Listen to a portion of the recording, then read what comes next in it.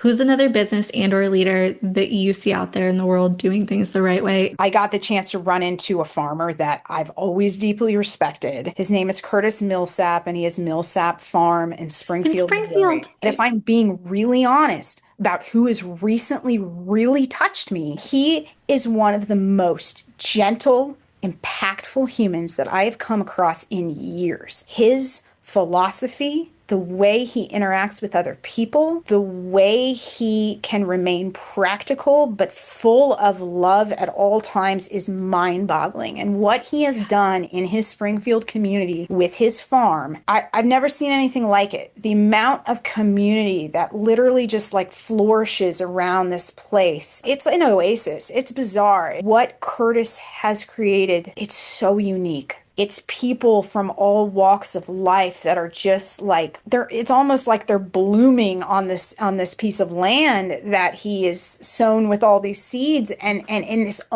and there's this like whole ecosystem of humans that's been created there, and they're all ages ranging from infants to elderly folks, and they're just kind of swirling around this farm and existing. And yet this farm is a business that has no nonsense like crops that need to get to people. And he somehow can juggle the just very practical everyday grind of running a farm with this otherworldly sort of like community oasis, and I don't know how he does it. He's a human he's got something very, very special. So and as far as like embracing community within business, like I think that's a whole theme, that we could talk about. Like, how do you engage your community, and how does a business not just become its own little profit-seeking engine with its services or products? How does it actually become part of a social ecosystem?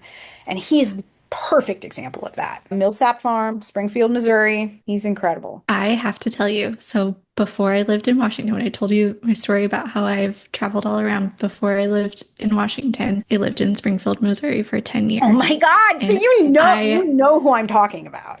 I was a part of the CSA. I have worked on that farm. And when I moved back Awesome. to Kansas City and was like, okay, looking for business owners to incorporate Right. into this project, and it came across Urbavore Farm, and I was like, man, this seems so much Oh, like kind of Millsap, and I reminds love it me of so them. much. It's got a Millsapian vibe. Well, that's flattering me. So thank you. Yeah. Yeah.